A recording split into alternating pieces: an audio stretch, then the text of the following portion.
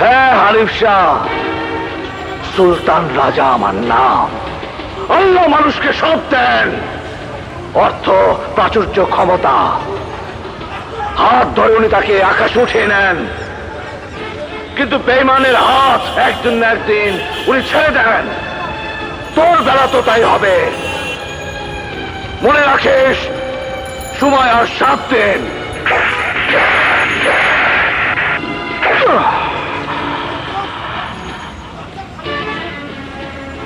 আমি একবার যা বলি তা 100 বারের সমান।